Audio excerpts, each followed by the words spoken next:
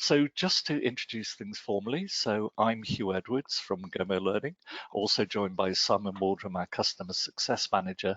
And today's webinar is about making your e-learning better and looking at visual design tips.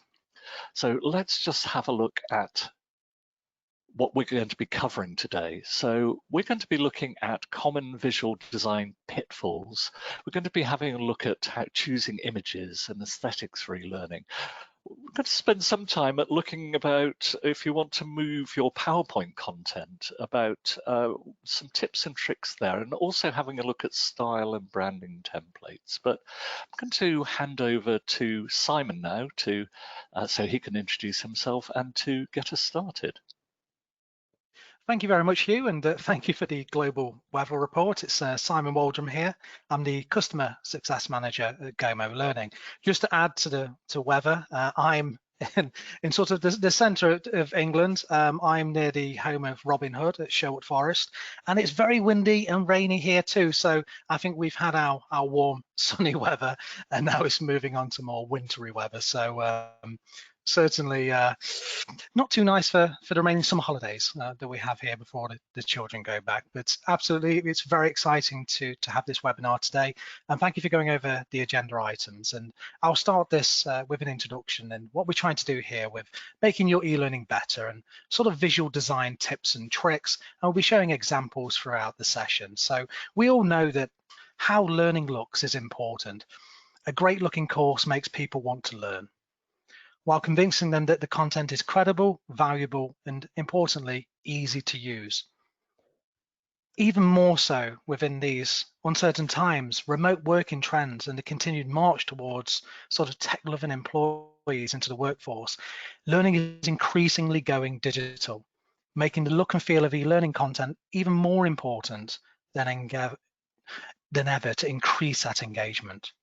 So during this webinar, we'll showcase some great examples as we reference, top tips and sort of practical advice around how you can use e-learning visuals to benefit your learning journey and how you can increase that engagement and attainment in a digital format. So let's cover off some of these common visual design pitfalls. So before we get into those detailed areas of those bullet points, it's good to establish what what works and what doesn't work. And working at speed and scale, you may not always have the time to dig into exactly what works and what doesn't work within a course. So these top tips and tricks are going to help you hopefully understand a little bit more about what you can do and what you can plan for when designing your learning content. So some of the key things that I've certainly come across, through my learning journeys before, are things like low quality images. These are very sort of commonplace. And if an image sort of has compression artifacts, is pixelated, or maybe it's the composition of the picture with poor lighting, or simply it's just too small with the resolution, it will stick out for all of the wrong reasons within your e-learning courses. So it's certainly something that if you notice that within your design, it's beneficial to change that out and make sure that actually it's in keeping with the quality of the content visually in terms of resolution. And what we'll pick up on throughout the session is making sure it's focused towards those learning objectives. So making sure that it's relevant. And this is where we mention here around irrelevant images. So are some of the images in the content in style? Are they actually relevant with the content of the rest, or do they distract or fail to add anything? What we don't want to do is put images in there for the sake of just filling space. And Hugh will show you some of these examples later on, and that sometimes having that clear, white, bold, empty space is really important because actually it focuses the attention of the learner onto the key assets that you want to actually bring to their attention and for them to interact with. Visual ambiguity. Always make sure you get a fresh pair of eyes on your course so that actually you can establish and pick up the reaction of other individuals when testing a course, because we all get used to what we're creating, and perhaps we overlook what appears to be obvious to another set of eyes. See what they're drawn to. Are they actually drawn to the learning content that we're trying to draw the attention to? Or are they distracted, as we mentioned, by something that perhaps is irrelevant, looks great, but it's not going to help with the learning outcome? Are they confused by what we're putting there on the page? It's good to challenge ourselves throughout that design process to make sure we're remaining focused on those learning objectives and the needs of those learners. Navigation inconsistencies. If you're editing navigation at screen by screen level, it's easy to introduce sort of ambiguity, because the next button in one color and then the next button or navigation button in another color will send the wrong message to a learner, because what you want them to understand is that design language throughout. They don't have to think about where to go. Is intuitive and obvious to them from a navigation, whether that be using buttons, whether that be continuous vertical scroll, or whether that be a call to action from a button within a resource library. Whatever that may be, making sure it's clear and consistent. And one of the things we will establish and showcase throughout this webinar is how you can make sure that your style templates ensure that consistency, whether that be a brand look and feel, or whether that may be something that's consistent because of color, because of font type, because of the selections that you've made. We've spoke about being irrelevant and ambiguity, but actually in terms of appropriate distraction, this can be fine for certain elements to draw your learner's attention if the main point of your screen is actually delivering that learning content. And we'll see that through things like maybe a film strip, maybe an accordion. So that's right to draw them in at that point. It just has to be there for a focused reason. So making sure if you do draw that attention, it's there again, as we refer back to, for that learning objective, and make sure those key components are relevant in color, style, and size. So we have that consistent look and feel. Misalignment. Whichever authoring tool that you're using, you should ensure that the padding and alignment on all of your sort of assets and on-page elements, again, are consistent. Because if things start to become random, or padding, again, is misaligned, or you start to go from left to center to right, or your pixels are increasing between your assets and reducing, it just starts to look more chaotic and random, and it detracts from the visual appeal of your content.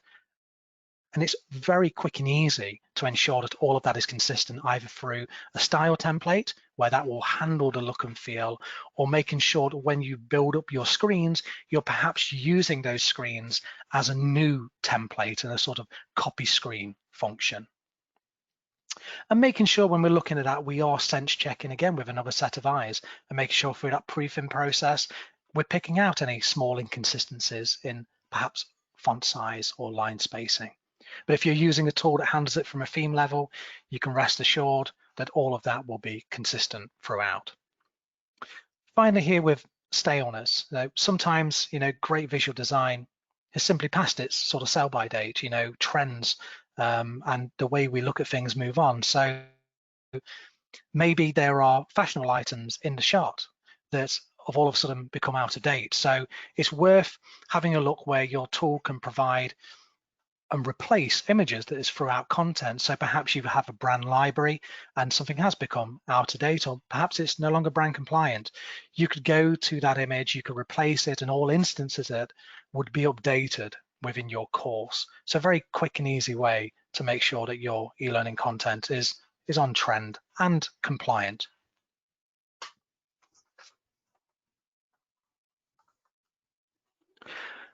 So 3 factors to help you choose images and aesthetics for e-learning. So we've picked up a little bit on this, but great visual design is the sum total of a huge number of great design choices. It's easy to deliver an individual design element that looks fantastic, as we mentioned, but is it focused and relevant?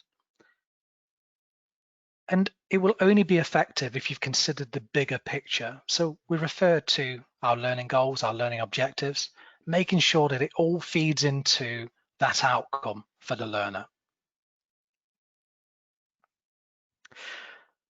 And if we do all of that and we make those decisions and make them a considered decision, we can enhance the value of your learning. Learners are far more likely to view well-designed and visually appealing materials to be credible and valuable, and importantly, engaging. And that increases your learners' motivation. That visual appeal, it prompts that positive emotion. It sets the mood.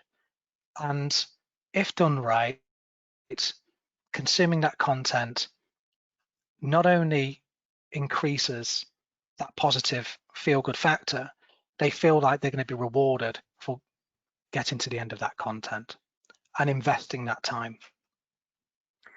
We can also help trigger those moods as well by avoiding negative emotions. By having pleasing aesthetics, we can counteract some of those negative emotions inherent with completing compulsory exercises or taking tests where they feel like they have to go through. We can actually, through good design choices, whether that be the colors that we choose, the imagery that we choose, the interactivity that we implement, that can really help with a learner's emotions as they're going through that course, because they'll find it more engaging, more rewarding. And we picked up on this when we first started, and that's obviously ease of use. Making sure that it's perceivably easy to use and intuitive. Because if we do that, it's far more likely that we are going to have our learners have a more positive experience. Of course, design aesthetics are subjective. And as we mentioned, we have trends and sort of shifting trends, in how things should look and feel. And we'll pick up later in that, there isn't just the conventional left to right, horizontal navigation. We now include vertical navigation. We include continuous vertical scrolling or infinity scrolling. And that's what you typically expect on a modern HTML5 website. And they are all things that are coming in and out. And you'll see things like parallax from what Hugh will show you. And these are things that perhaps are considered as a trend. But if we ensure that our content is appropriate and focused in terms of those imagery, then it's always going to be relevant for its purpose. So if we pick up here on consistency, it equals that perceived quality and minimizes the potential for distraction. Using branded style templates, you can ensure that your fonts, colors, layout, padding as we reference will remain consistent throughout that learner journey. Otherwise, if you don't do that and we talk about those variations, whether that be in the padding or the alignment or the types of images or distractions, it will just breed inconsistency. So the way we can get around that is ensuring we have things like background composition, choose a specific style and ensure that if we are having all of our images against white backgrounds, ensure that we are, continuing that consistency throughout. So we don't have a variation with, perhaps we use a white background, perhaps as we'll show you with image types later, you have a PNG with transparency applied. Ensure that we're clear on the goal when we set out to have that consistency. Production value, we're going to show you around quality and some images where you can have different compression and can cause artifacting. But also there's the other side of it in terms of the quality of the image. So the production value around whether that be professionally lighted, whether you've got professional models and costume and makeup and a skilled photographer, because that can make a huge difference to the quality of that image. If you're going to use things like characters throughout your courses, making sure that you're consistent with the character throughout, that you don't change it in a later screen, so people can remain related to that character as they move throughout your course. Even if it is going to be changing a sort of uniform, try to remain consistent. Same thing if you're going to be using your characters into sequences. Make sure that you've got the sequences to tell a coherent story, so it comes back to that consistency. Illustration and animation can be a wonderful way of adding visual interest and interactivity to your courses. And it's absolutely fine to use illustration and photography with your images and videos to capture that detail and communicate more abstract concepts than photography can do on its own. But again, my advice there is just ensure that it remains consistent and relevant to the learning objectives, because otherwise it can look out of place. With our page hierarchy, the visual hierarchy within individual pages, it always gives us a sense of where to start with a piece of content, an understanding of the elements that require that particular focus. The imagery, position, color size, typography, of movement, they all have a role to play in the hierarchy of your design.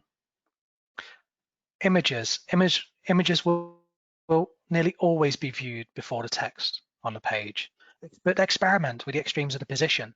Experiment with how you position that. Experiment with the sort of assets that you have available in your tool to what we'll be showing you through some of Hugh's examples of being efficient with the real estate on your screen, because we can use a minimal amount of screen yet be very comprehensive in our application and presentation of the content, i.e. things like perhaps an accordion, where actually it has a lot of information within headings, but at any one point, you're only seeing one visible. So we can have a look at things like that and how you would do that. And making sure that position, looking at our target audience here, are we having, left to right? Are we having right to left? Does your tool support that? Also, we typically, if we are going from left to right, we're going from our upper left corner to the bottom right, and likewise, the reverse is true. Of course, just right to left, but consider that in your design. Consider that in your navigation between your screens. And if you are going to be scrolling from an infinity scroll type page, make sure that actually, if you have your buttons, that they are consistent in where you select and where you navigate to and from.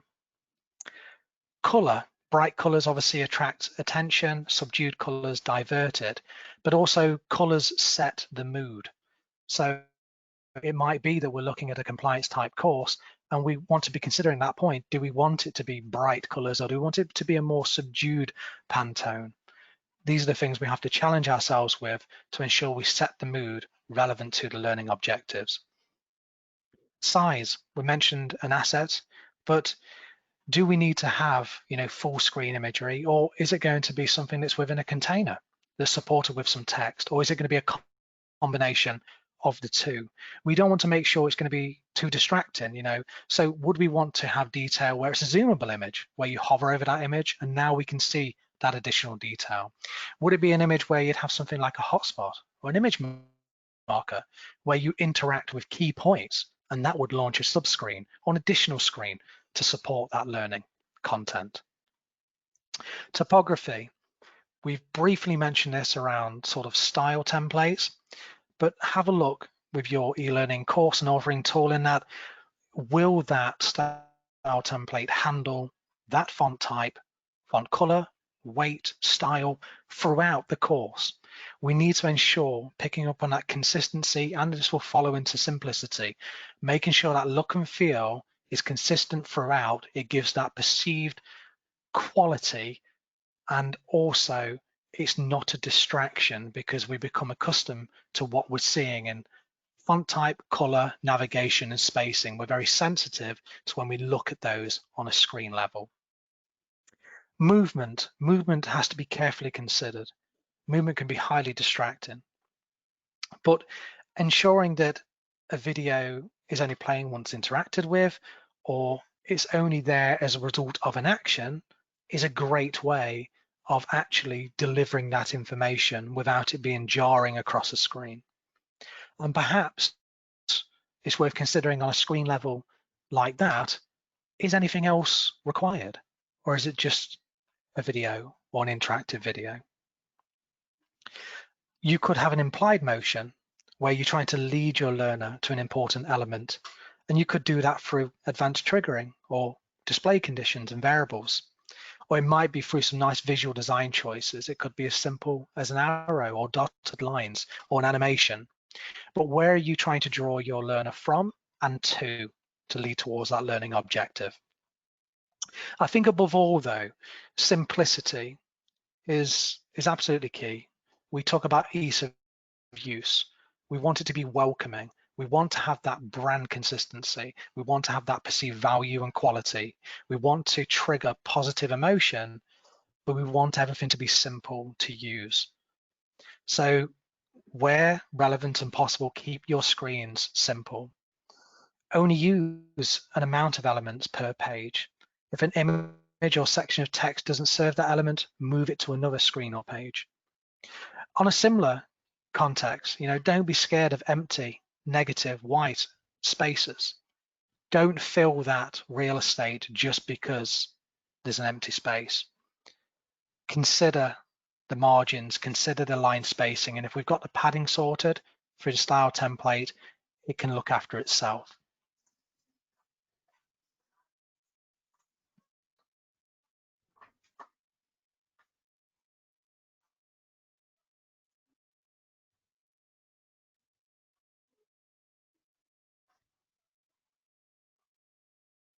So now we'll be passing over to Hugh to show you some of those examples now and sort of top tips when using presentation tools as a starting point. So it's worth considering a lot of these elements that I've been focusing on, and you'll see these now in a visual representation, especially around consistency, about using space and not being afraid to keep it simple where appropriate. Simon. And also to say welcome to everyone who's tuned in since we started the webinar. Just to point out, we are using the question panel in your GoToWebinar box. Please feel free to add in your own comments, chip in with your own expertise and ask any questions as well there. Incidentally, we are also recording this session in case you want to share it with your colleagues. So in this part, I just wanted to have a look at this very common thing about quite often when you're moving into e-learning, your starting point is a PowerPoint deck or a presentation tool deck. And at Gomo Learning, we're very often asked about, okay, I've got all this content in PowerPoint, so what do I do with it? And the main thing is not to take all of your slide deck and just drop that into your authoring tool.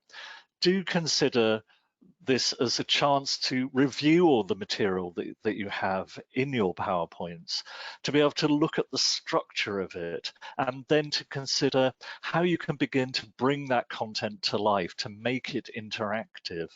And so it's not just a conversion of a PowerPoint into an e-learning tool and it just looks exactly the same as it did in PowerPoint. So let's just have a look at an example to show you what I mean here. So I've just put together a very simple couple of slides, typical kind of thing that you'd get in a presentation. You can see we've got lots of text in there. And then if we move on to the next screen, we've got some more text and some more images. Now, although we could just take this and just throw it into an authoring tool such as Gomo, let's step back and have a look at the structure of this and then how we can actually turn that into something that's not only interactive, but is going to be a really good experience for the learner, whatever screen size, whatever device they're going to be looking at this on. So the first thing here is about the structure of the content. So on this screen, the most obvious structure is that we have these headings, so easy content creation, responsive design, and so forth. And then we have text associated with that. And here I click next to move on to the next screen. And now we have text associated with the images, but we want to get away from this whole thing of just throwing everything on the screen and you click next to carry on and carry on and carry on. So let's have a look at just how we can begin to structure that. What I'm going to do here, I'm just going to go in here and we'll have a look at this exactly the same content, but here we've put it into our Gomo authoring tool and we've just broken this up in terms of structure here. So the first thing is that we now have these headings from our PowerPoint slide here, and we're using what we call an accordion. So rather than throwing all of the text on the screen in terms of visual design, it becomes a simple click on the heading and it expands like that. So we're not cluttering up the screen. And also the important thing is this works really nicely across screen size. If we try to squeeze all of that text onto a screen, it might be fine on desktop, a bit dull because it would still look like a PowerPoint. But by using interactive elements like an accordion, here I can say, well, how would this look, say, on a tablet? Again, it still works really nicely on the tablet there. But importantly, if I now go down to a smartphone screen size, that if I'd thrown all of the text on the screen, the learner would have had to have swiped up and down to read all of the text on the screen. Instead, in terms of the experience on a smartphone now, it becomes simple to just tap on a heading, it expands and collapses. So I'm not having to even swipe up and down, I'm simply tapping there. So again, a nice way to take that PowerPoint text, structure it, and make sure that it's going to be effective visually, whatever screen size I'm on.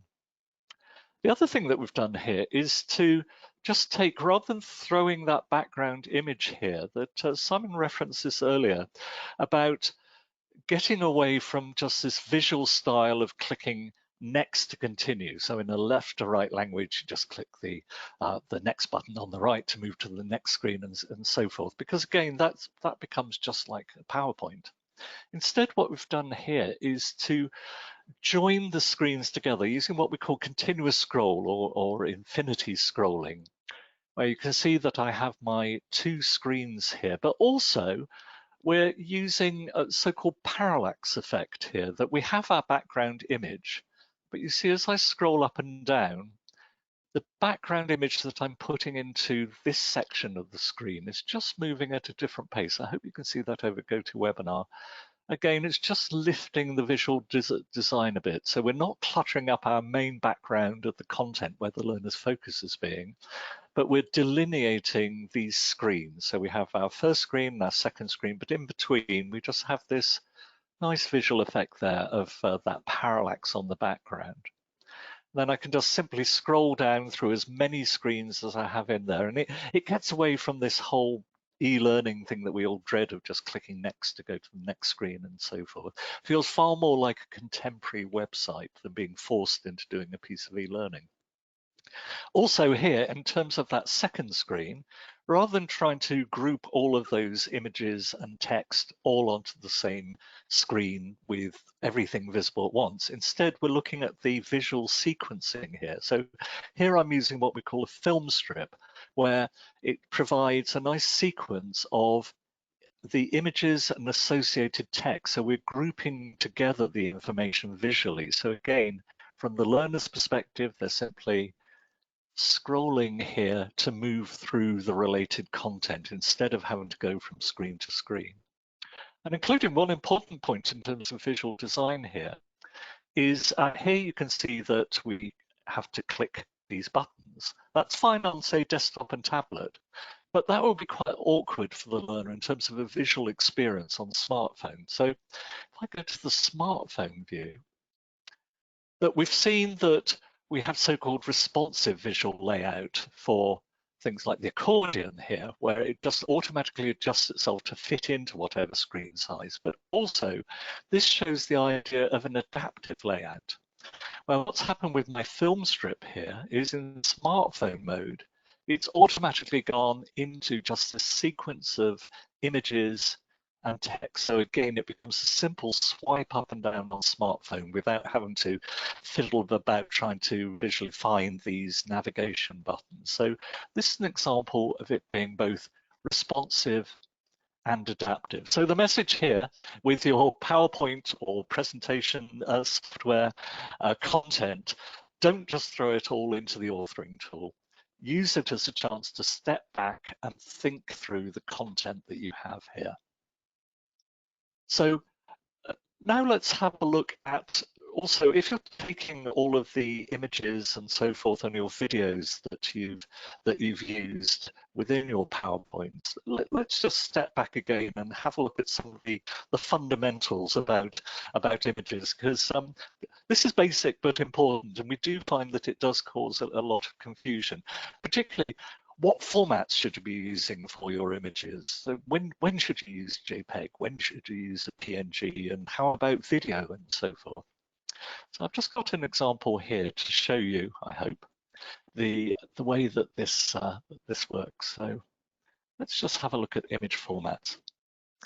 So common question is, what format should I make my images? What format do I save them?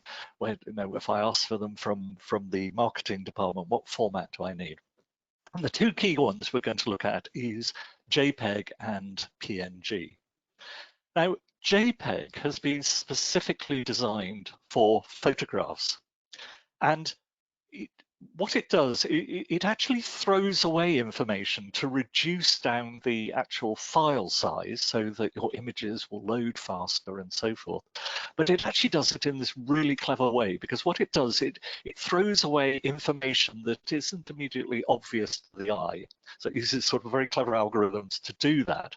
But what that means is that if you have a photograph, then you could be using whatever photo editing tool you have, say Photoshop and so forth. You'll see that you have a chance to set the compression level on this.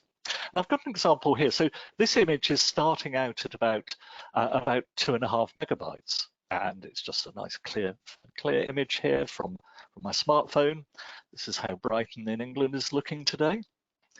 But then what I've done is just to apply some compression on that, because I want to get down the actual size of this. If I move here, then even on my screen here, this is looking virtually identical. If I look very closely, I might be able to see slight blurring on some of the detail here, but it's still really, really acceptable in terms of adding this into your e-learning. And this image now is about 1/10 of the size of that original image. So the message here is that for photographs, save it in JPEG format and experiment. With all of these tools, you can set the compression level and just get down that file size as small as possible and just down to what's going to be visually acceptable. And I think you'll be amazed at just how small you can make your images. And that could be really important in terms of the learner experience, because they're going to load really, really quickly, even over a really slow connection. So first message, JPEG for photographs. Now, what we do come across is that people use JPEG for everything, and with generally visually sometimes disastrous results. So the example I've got here is, as you can see, I've got a graph, I've got some text and so forth, and I've saved this in the PNG format. Now, the PNG format is so-called lossless form of compression. It's very different to JPEG, and you're not going to lose any of your quality from particularly, you can see we've got lines on this graph, we've got text here, and it's all nice and crisp there. However, if I chose to save that as a JPEG instead, what we'll see, so this is the same image but stored in JPEG format. And what JPEG isn't good at is giving us nice crisp lines, because it's actually throwing away information, which on a photograph you don't notice. But here you can see that I've got these blurry lines on the graph, and the text here is just beginning to blur as well, making it really difficult for the learner to see. So the message here is that if you have a diagram that you're going to add to your e-learning with text on and so forth, then use the PNG format. Keep that crispness to really lift the visual appeal of your content. So that's the example in terms of images. Now, what also happens is about video. So video, typically it will be in MP4 format, and that's fine. But within that MP4 format, then there's a wide range of quality. And quite often the problem that we come across is that the quality is too good. You might go off to your marketing department, your brand people and so forth to get some company video material. And quite often we've seen that that's actually delivered in ultra high 4K definition. In effect, it would look great if it was being displayed on a huge video wall. But the experience for the learner, particularly if they're on a slow connection, is that it's going to start and stop and so forth. It will be buffering. And also it's going to clog up your e-learning package, particularly if you're running it from a learning management system. So always consider the actual quality. So if you suddenly get a really short video sent to you by your marketing department and it's several gigabytes large, then that's a sure sign that that it's too big for what you need it for, because you're only going to be showing it on a desktop screen. So have a look at using some compression tools. There's some great free ones out there, like Handbrake, which is free to download, and it does a great job of just compressing without losing too much quality there. So always bear in mind the actual correct file size. How big does it need to be? What kind of bit rate do you really need? What's the lowest that you can get away with in that sense? Also consider actually pulling in video from a video platform, including things like YouTube or Vimeo, or you might have your own in-house media server. And those are specifically designed to be able to serve up great quality video no matter what the video speed. So with a lot of tools like Gomo, you can actually choose to take that video content and then embed it. So just bear in mind those tips and tricks there. And also with your video, just make sure that it's as short as possible, because people really, particularly if they're on smartphone, they're not there to watch a whole program of half an hour of video. They really want the core of that content and not that full half-hour experience. So just bear in mind that about, can you edit it down as well? So that's a bit about converting your PowerPoint material visually. Simon, I'm just going to pass back to you. And we're going to have a look at some design tips in terms of style templates. Thank you very much, Hugh. Absolutely. I mean, this really picks up on the whole sort of brand and design, look and feel, consistency, and sort of perceived quality that we were mentioning earlier in the webinar. So let's take a little bit of a deeper look into this. So style templates, how do we sort of use your brand for an instant visual win? So using your organization's brand colors, fonts, and other design elements in your course layouts is a definitive answer to the question, where do I start, visually speaking? And this is simply because it's familiar to your audience. It makes content feel more legitimate. Your marketing team designed it to be an effective, persuasive tool, so we're using it in the right context. It can be easily implemented because it already exists, and it will help you get approval from any brand compliance team or leader within your business. Now, most eLearn authoring tools will allow you to create sort of style templates that can be applied to all future courses, but there are also tools that allow you to put together a bespoke sort of art direction around your brand too, that takes care of the entire look and feel, including things like the padding, buttons, navigation, and so on. But to create a new course with great looking brand compliant layouts with a matter of clicks, saving time, is critical to empowering your subject matter experts and being able to easily tweak that template and quickly and efficiently edit that so that any areas or any new guidance aligns with the learning outcomes, again, is critical to making things happen quickly. And having the ability with a tool to duplicate the template for the basis of a new brand variation.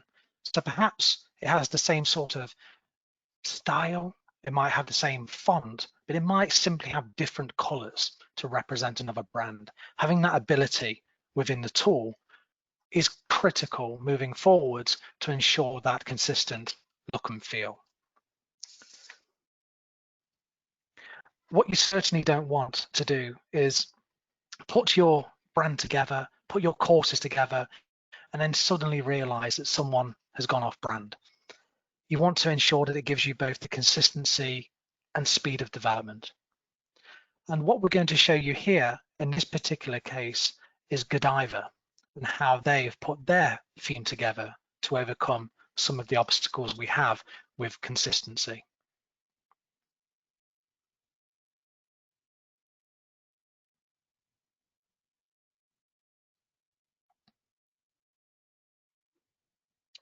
So what we can see here in Godiva's case it's actually really quite a stripped back looking theme in terms of a lot of monochrome, but it's designed to be used with really strong content, and in this case, product images.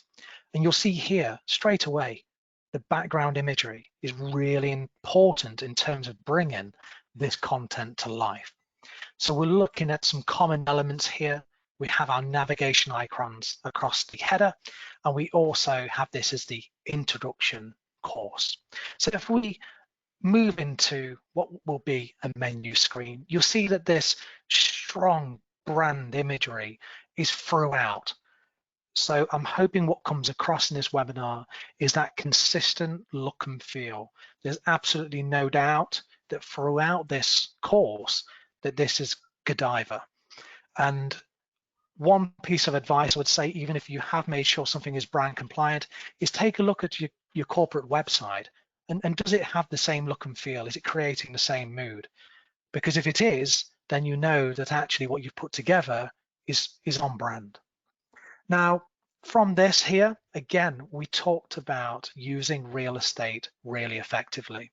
And what we have here are 4 visual indicators. And while selecting this one here, we're going again to what we call a continuous vertical scrolling topic.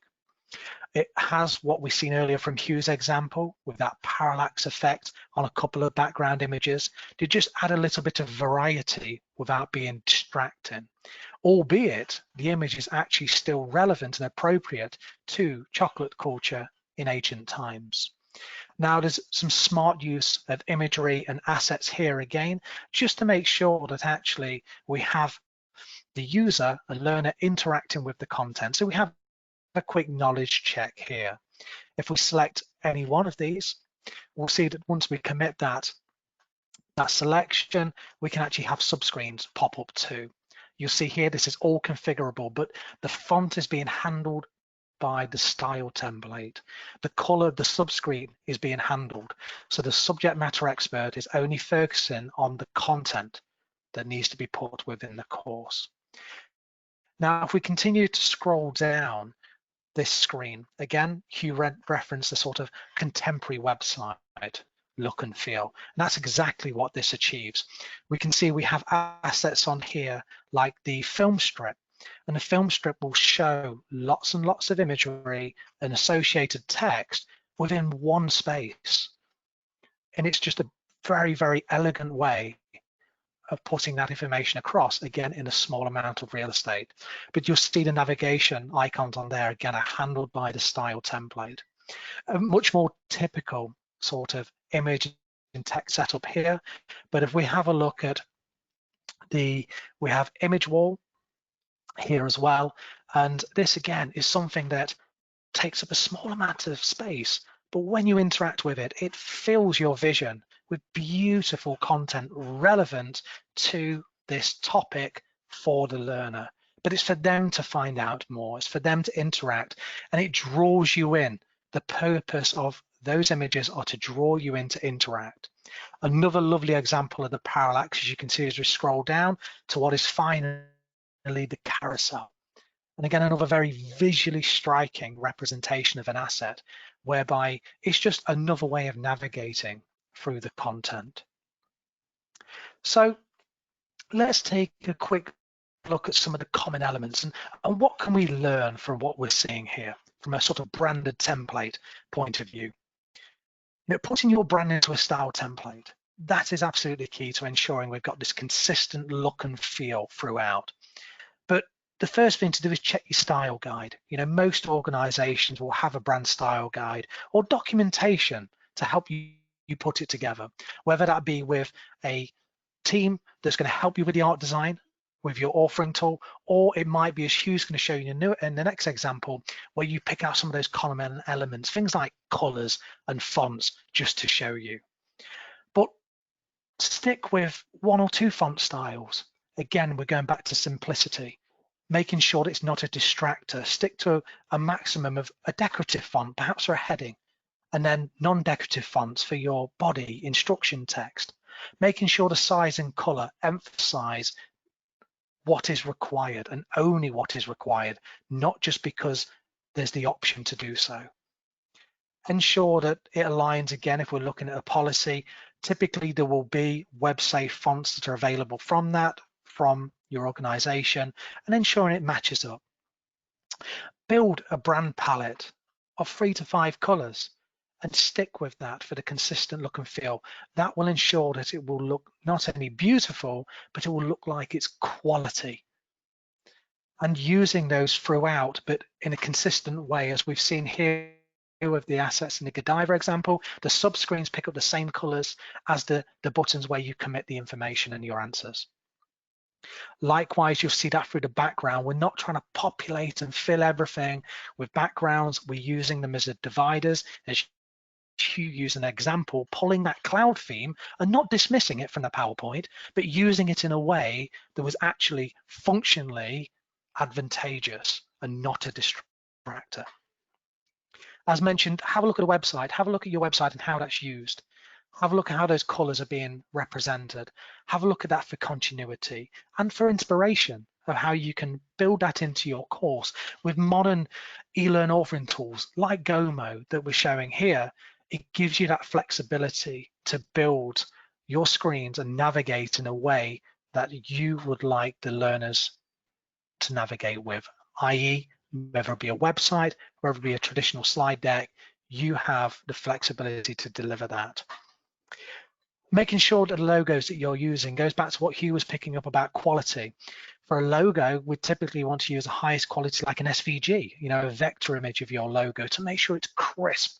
Just like what you're seeing here with the Godiva example, navigation, text, all of these are SVGs, ensures that your quality is maintained.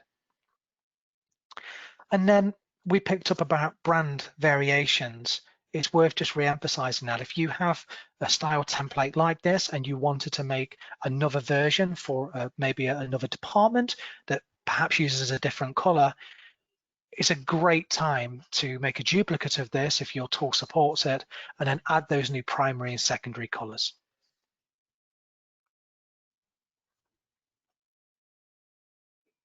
So I'm going to hand over to Hugh here so he can just showcase an example where it's not a style template, but picking up on the top tips that we've been talking about, using those strong selections of colors and fonts to still represent your brand. Thanks, Simon. Yeah, we just wanted to show the real power of the style templates, what we call themes in Gomo.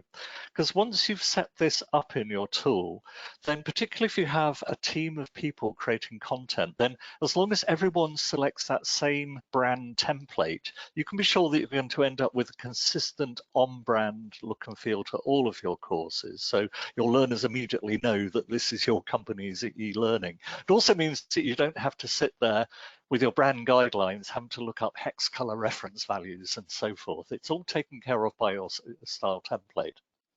And what I've got here is, I just want to show you an example where we've just taken some sample content and we've taken two completely different style templates. So it's exactly the same learning material, but we've applied two different style templates, two different themes to it. Now, the first one, as you can see here, this is using a style template, a theme created for Weetabix. Those of you, particularly in the UK, will be familiar with the breakfast cereal brand. And they have a very strong look and feel. So they have their strong brand yellow here. It's got the logo that automatically appears in the toolbar. So as a learning designer or subject matter specialist, you don't have to worry about positioning that. The buttons immediately pick up that look and feel in terms of these nice friendly rounded corners. If I go in here, we have our menu. So again, the same kind of structure that we had in the Godiva example, but a very, very different look and feel simply by applying this different style template. So here, if I go into one of these topics, again, just some sample content in here. So this is how the accordion that we saw earlier will work when it has the, in this case, the Weetabix branding applied. But let's also have a look. I've got another example here. So this is taking exactly the same content and it's just switching the style template to this theme that encapsulates the Costa coffee brand.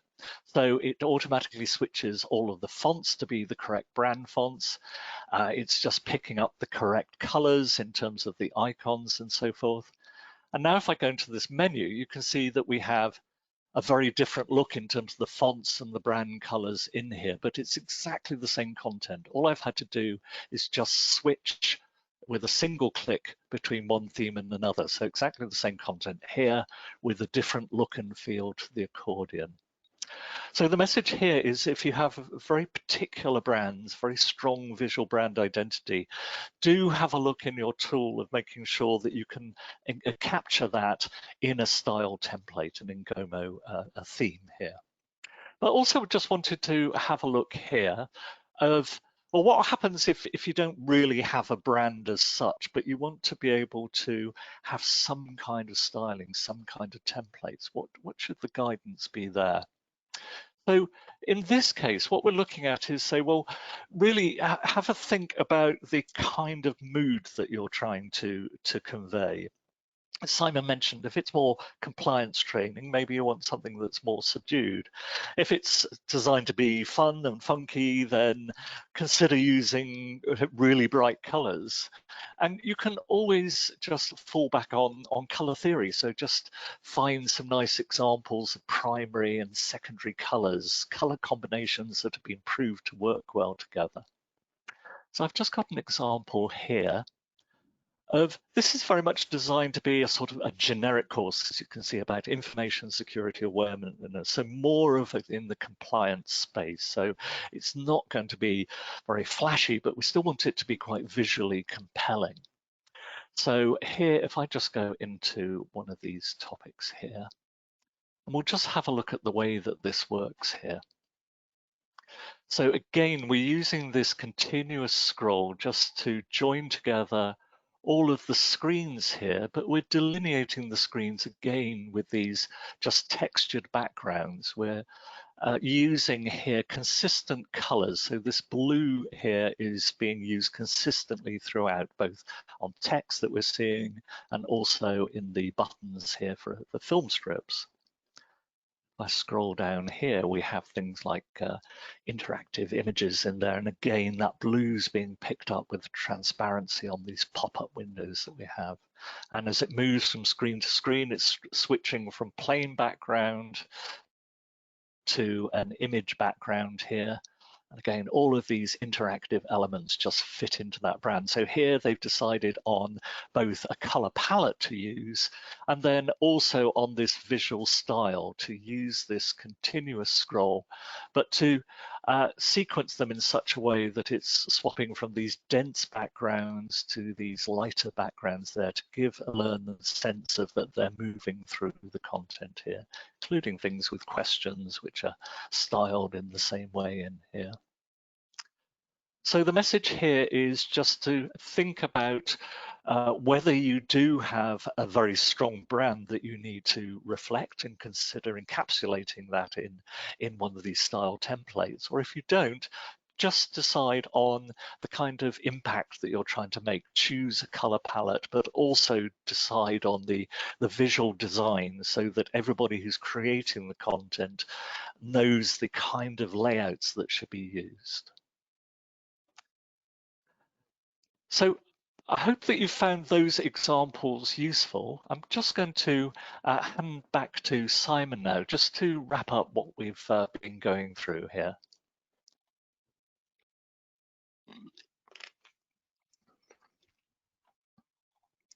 Well, thank you very much, Hugh, for that overview. And absolutely, just to conclude here, the importance of choosing a flexible content authoring platform, because visual design is not an exact science. And hopefully throughout this webinar, we've been able to show you some of the top tips and tricks, and importantly, sometimes some things are out of your control, how you can ensure that actually you can improve it through a consistent look and feel. And thankfully, designers can tip that balance in their favor by keeping things consistent, orderly, and importantly, simple, and making sure it's easy to use. And as Hugh's just shown there, using either a branded style template or a solid foundation through the use of colors and consistency is an absolute must. And then using it with the right images, video, and interactive choices, because they can be layered on top to enhance, engage, and importantly again, excite learners, no matter what the learning outcome.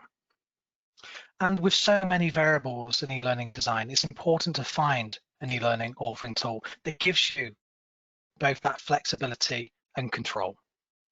And Gomo, that shows that and strikes that balance by allowing you to create high quality themes and content, and also build on that flexibility of different navigation types and focus learners without them being distracted. And better yet, we can assign specific roles to the contributors in the courses so they don't get overwhelmed by irrelevant options. So it's simplified for both the user and learner. And with a wide range of assets with image, question, media, presentation options, you'll be able to empower your course editors to engage your learners and harmonize with your visual design.